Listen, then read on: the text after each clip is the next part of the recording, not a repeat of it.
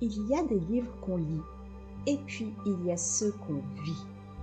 Ceux qui vous happent dès la première page et ne vous lâchent plus. Ceux qui vous font sentir des choses que vous n'aviez pas prévu de ressentir ce soir-là, confortablement installé dans votre canapé. Ceux qui vous stressent, vous énervent, vous touchent et parfois vous font pleurer. Aujourd'hui, j'ai envie de vous parler d'un roman qui m'a littéralement retourné. Un livre que j'ai commencé un soir en me disant juste quelques chapitres et que j'ai refermé des heures plus tard, le cœur encore battant, les émotions en vrac, en me demandant est-ce que je viens de lire un coup de cœur ou est-ce que ce livre vient de m'infliger quelque chose? La réponse, je vous la donnerai à la fin de cet épisode. Bienvenue dans les lectures de Sissi. Je suis Sissi et aujourd'hui, on plonge ensemble dans Our Vicious Lies de Lila Mars.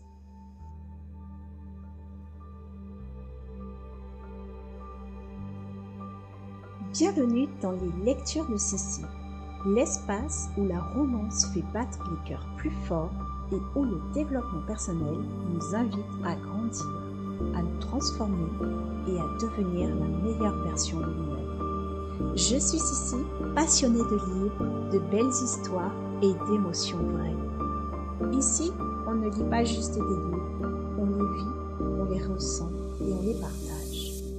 Que tu sois là pour frissonner devant une romance qui te donne des papillons ou pour te nourrir d'une lecture qui te fait avancer dans ta vie, tu es exactement là où tu dois être. Alors, installe-toi confortablement, prends ton thé ou ton café préféré et laisse-toi porter.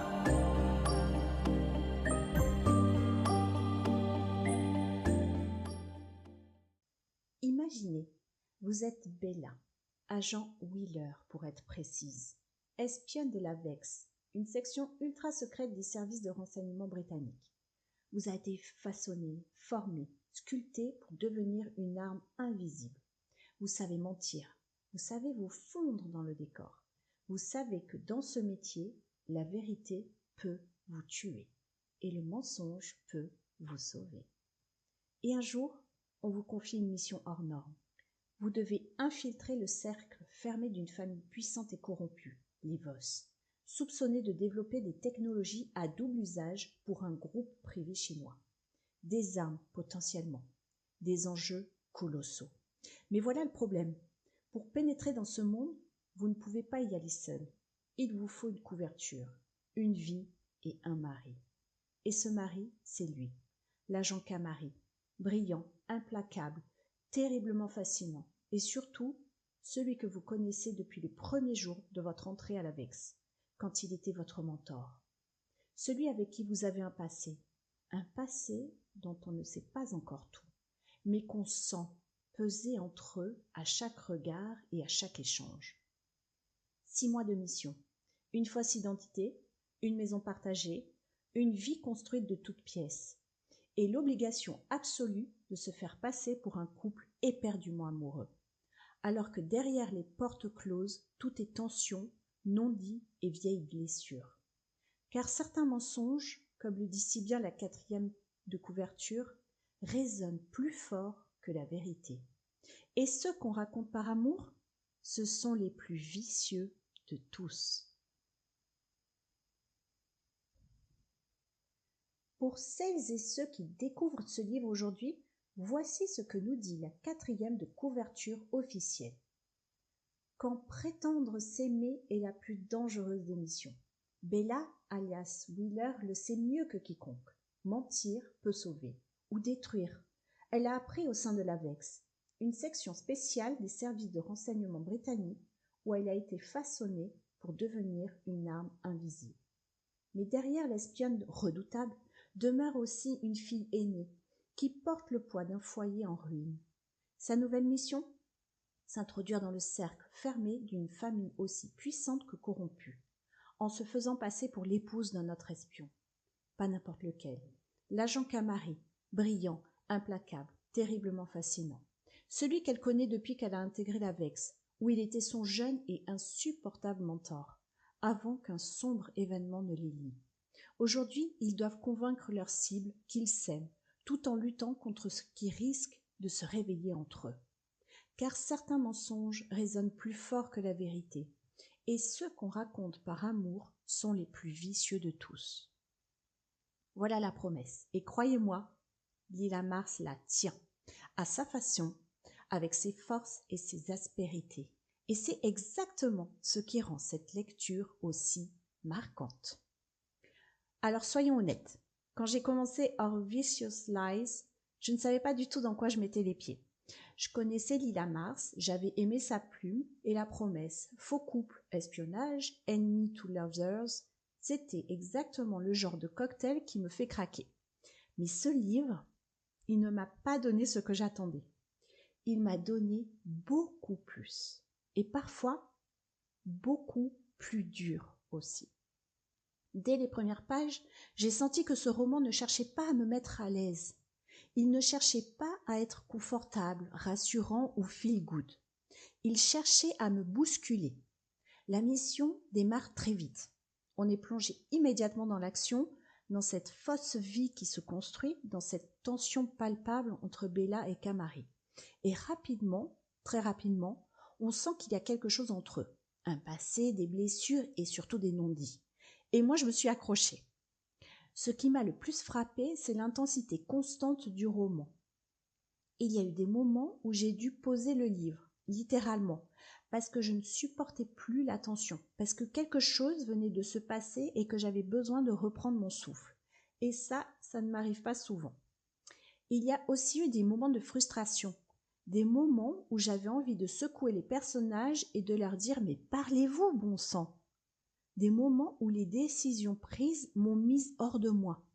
Et puis, des moments de grâce absolue. Des phrases qui arrivent comme une flèche et qui restent. Il y en a une en particulier qui m'a traversée. Quand est-ce que je vais finir par comprendre qu'il n'y aura jamais personne? Que c'est juste moi et moi. Vous voyez, ce genre de phrase, ça ne s'oublie pas. Et oui, ce livre m'a fait pleurer, mais pas une petite larme discrète. Pleurer pour de vrai. Ce n'est clairement pas une lecture confort, mais c'est une lecture qui compte. Parlons des personnages, parce que c'est vraiment là que tout se joue, le roman. Bella, alias Agent Wheeler. Bella, c'est une héroïne qui divise. Et franchement, je comprends pourquoi. En surface, elle est censée être une espionne d'élite, brillante, formée, redoutable. Et pourtant, elle fait des erreurs. Parfois même de grosses erreurs. Elle improvise là où elle devrait planifier. Elle laisse ses émotions prendre le dessus là où son entraînement devrait la protéger. Certains lecteurs ont trouvé cela peu crédible et surtout peu cohérent avec le personnage qu'on lui présente. Moi, de mon côté, je l'ai trouvé profondément humain. Parce que derrière l'espionne, il y a une femme. Une fille aînée qui a grandi trop vite, qui porte le poids de sa famille, qui a appris très tôt que personne ne la regarderait si elle ne se rendait pas indispensable. Elle est forte, déterminée et imparfaite. Elle prend des décisions discutables, bien sûr. Elle cherche quelque chose qu'elle n'a jamais vraiment eu, être vue, être choisie, pour ce qu'elle est vraiment et non pour ce qu'elle fait. Et ça, en fait, ça m'a touchée. Kamari. Kamari, c'est le genre de personnage qui vous vole le cœur sans vous demander la permission. En apparence, il est très froid, autoritaire, implacable, le grumpy par excellence. Mais en dessous, un homme hypersensible. Quelqu'un qui n'hésite pas à montrer ses émotions. Et ça, dans un roman de romance, c'est rare et précieux. Un protecteur, un homme qui regarde Bella comme si elle méritait d'être vue. Ce que j'ai aimé chez lui, c'est sa cohérence. Même quand il est froid, même quand il se ferme, on comprend pourquoi. Et leur dynamique construite sur un passé commun, sur des flashbacks distillés tout au long du roman, lui donne une profondeur qu'on n'attendait pas forcément. Il y a aussi ce détail que j'ai adoré, le langage des fleurs. Kamari qui apporte des hellebores à Bella en lui disant « Dans la tradition médiévale, elle chasse les démons. » Et Bella qui répond « C'est vrai que je sens la présence de mauvais esprits dans cette vie-là. » C'est dans ces petits moments-là que la magie s'opère. Ce roman repose entièrement sur la relation entre Bella et Kamari. Et cette relation, elle est à la fois électrique et douloureuse. On a tous les tropes qu'on aime. Le faux couple, la proximité forcée, les ennemis qui deviennent amants et le « he falls first ». Mais Lila Mars ne se contente pas d'empiler les tropes. Elle les habite. Elle leur donne de la chair, de la douleur et de la nuance. Et c'est ça qui a fait la différence. Parlons maintenant de l'intrigue d'espionnage, parce que c'est là que les avis divergent vraiment. Objectivement, il faut être honnête, si vous venez chercher un roman d'espionnage au sens strict, avec une mission ultra rigoureuse, des rebondissements géopolitiques complexes et une logique d'agence secrète implacable, eh bien vous serez peut-être déçu. Certains lecteurs l'ont dit clairement, les scènes d'espionnage manquent parfois de profondeur. La mission en elle-même n'est pas toujours le point le plus solide du roman. Mais voilà ce que je pense. L'espionnage dans Our Vicious Lies, ce n'est pas le sujet du roman, c'est le décor. C'est ce qui crée la contrainte, la pression et l'urgence. C'est ce qui justifie également la proximité forcée, la tension constante et l'impossibilité de fuir, ni la mission, ni l'autre. Et dans ce cadre-là, l'intrigue fonctionne très bien. Il y a une sensation permanente que quelque chose peut basculer à tout moment, qu'un détail peut tout faire exploser, qu'une décision prise maintenant aura des conséquences dans 10 chapitres. On lit un peu en apnée. La structure du récit est aussi très bien construite. Lila Mars distille les informations sur le passé de Bella et Kamari par fragments. Des petits flashbacks courts, des souvenirs qui remontent. Et ça, en fait, ça crée un effet de suspense supplémentaire. On comprend petit à petit. Et chaque révélation remet tout en perspective. Et les rebondissements. Oh, les rebondissements. Il y en a beaucoup, beaucoup. Des moments où on est choqué. Des moments où on est furieuse. Et des moments où on relit la même page 3 fois parce qu'en fait, on n'en revient pas. C'est le genre de roman qui joue avec vous, clairement, avec vos attentes, avec vos certitudes, et qui n'hésitera pas à tout faire exploser juste quand vous pensiez avoir tout compris. Je veux prendre un moment pour vous parler de ce que ce livre m'a fait ressentir.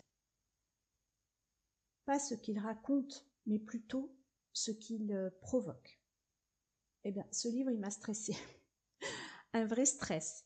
Pas le stress agréable d'un thriller bien huilé, un stress viscéral, physique presque. Cette sensation permanente d'être sur un fil. De savoir que quelque chose de terrible peut arriver à la page suivante. Ce livre, il m'a beaucoup frustrée. Des décisions de personnages qui m'ont mise hors de moi. Et des moments où j'avais envie de crier. Et puis ce livre, il m'a émue. Mais vraiment, profondément. Il y a des phrases dans ce roman que j'aurais voulu entendre à certains moments de ma vie. Des phrases sur la valeur qu'on a, sur le fait d'être choisi, sur le fait d'exister pour quelqu'un d'autre que soi-même. Et il y a une situation que j'ai notée et gardée. Quand tu acceptes que si quelqu'un reste, ce n'est jamais par obligation mais par choix. Toutes les présences dans ta vie ont plus de valeur.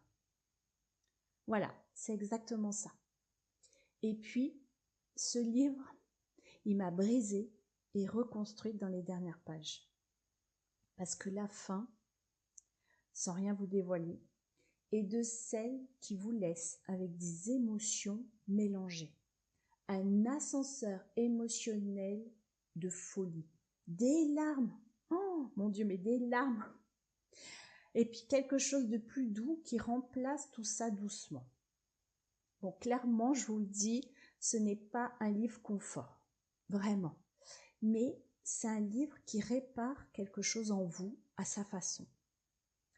Je ne suis pas la seule à avoir eu ces émotions-là. J'ai plongé un peu dans les avis des autres lecteurs et la communauté est passionnante sur ce livre. La grande majorité est tombée amoureuse. Sur Amazon, Babelio ou Booknote, Il y a des centaines de lectrices qui parlent de coups de cœur inattendus, qui disent l'avoir dévoré en quelques jours et qui décrivent Kamari comme le book boyfriend impossible à oublier. Il y a même une lectrice qui a écrit, et je trouve ça magnifique, que la plume de Lila Mars lui a donné ces phrases qu'on garde en soi, qu'on aurait aimé entendre quand on doutait ou quand ça n'allait pas. Une autre a dit simplement « Je ne l'ai pas seulement adoré, je l'ai aimé avec un grand A ». Bon, vous avez compris un peu le contexte, mais c'est important de le dire, il y a aussi des lecteurs qui n'ont pas accroché, parce que c'est vrai qu'il est un peu inattendu. Certains ont trouvé que Bella n'était pas crédible en tant qu'agente secrète, comme je l'ai dit tout à l'heure, et que la partie espionnage manquait de rigueur, que la romance ne prenait pas vraiment. Je trouve ça honnête et précieux à partager parce que la lecture, c'est subjectif. Parce qu'un roman peut être un coup de cœur absolu pour l'une et laisser l'autre indifférente. Mais ce qui est intéressant, c'est que presque tout le monde s'accorde sur deux choses. Premièrement, la plume de Lila Mars. Elle est extrêmement fluide, immersive et émotionnellement précise. Elle sait maintenir le suspense et elle sait faire passer les émotions. Et deuxièmement, eh bien c'est la fin. La fin de ce roman est unanimement saluée comme inoubliable. Elle est très déstabilisante, très audacieuse et émotionnellement intense. Même les lecteurs les plus mitigés la reconnaissent comme un vrai coup de maître. Côté développement personnel, parce que c'est aussi l'ADN des lectures de Sissi, ce roman parle de quelque chose de très profond. Il parle du besoin d'être vu, du besoin d'être choisi, de la façon dont on se protège quand on a appris très tôt que se rendre indispensable était la seule façon d'exister pour les autres. Et ça, eh bien, c'est assez universel, malheureusement. Alors, est-ce que Our Vicious Lies est un coup de cœur ? Eh bien, honnêtement, j'ai beaucoup hésité parce que ce livre, il m'a beaucoup malmenée. Il m'a mis mal à l'aise par moments. Il m'a frustrée. Il ne m'a pas donné la lecture confort que j'espérais peut-être, quelque part. Mais pour son intensité, pour son audace, pour sa capacité à me faire ressentir des choses vraies, des émotions que je n'avais pas prévu d'avoir, pour Kamari, et soyons honnêtes, Kamari mérite à lui seul les 5 étoiles, mais surtout pour cette fin qui m'a brisée et reconstruite à la fois. Enfin, je ne sais pas comment expliquer ça, mais c'est un peu ce qui me vient à l'esprit. Une fin de livre vraiment bouleversante, en fait. Eh bien, oui, je le classe en coup de cœur. Pas un coup de cœur doudou, pas un coup de cœur qu'on garde dans un coin chaud et rassurant, mais un coup de cœur marquant, un de ceux qui restent. Et je pouvais pas ne pas le mettre en coup de cœur. Donc, Our Vicious Lies de Lila Mars, disponible aux éditions Hugo New Romance. 680 pages qui valent chaque minute qu'on y investit. Si vous aimez les romances intenses, des relations complexes construites sur un passé douloureux, les histoires qui vous bousculent vraiment, ce livre pourrait vous marquer.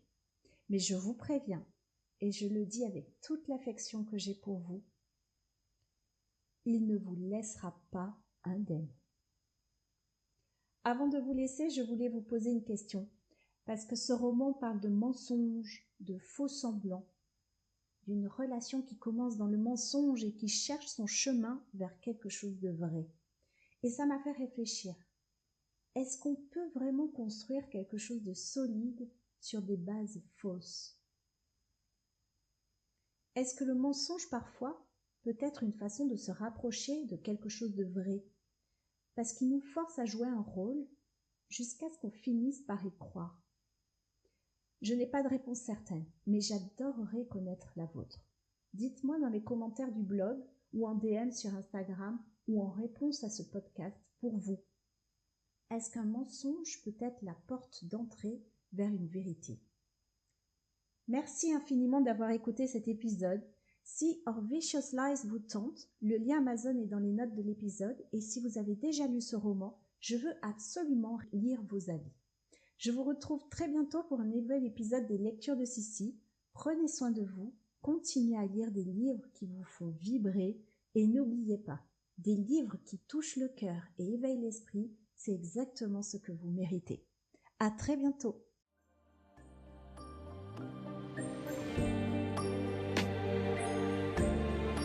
Et voilà, on arrive à la fin de cet épisode. Et comme toujours, j'espère qu'il t'a apporté quelque chose. Un coup de cœur à noter, une réflexion à méditer ou simplement un bon moment de complicité littéraire partagé ensemble. Si cet épisode t'a plu, n'hésite pas à le partager autour de toi, à t'abonner au podcast pour ne rater aucun épisode et à me laisser un commentaire ou un petit message. Rien ne me touche plus que vos retours, vraiment.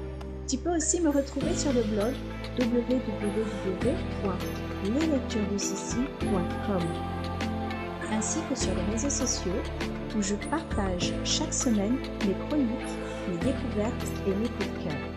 N'oublie jamais, des livres qui touchent le cœur et éveillent l'esprit. Et c'est exactement ce qu'on fait ici, ensemble. À très vite pour un nouvel épisode. Prends soin de toi et surtout, lis de belles histoires.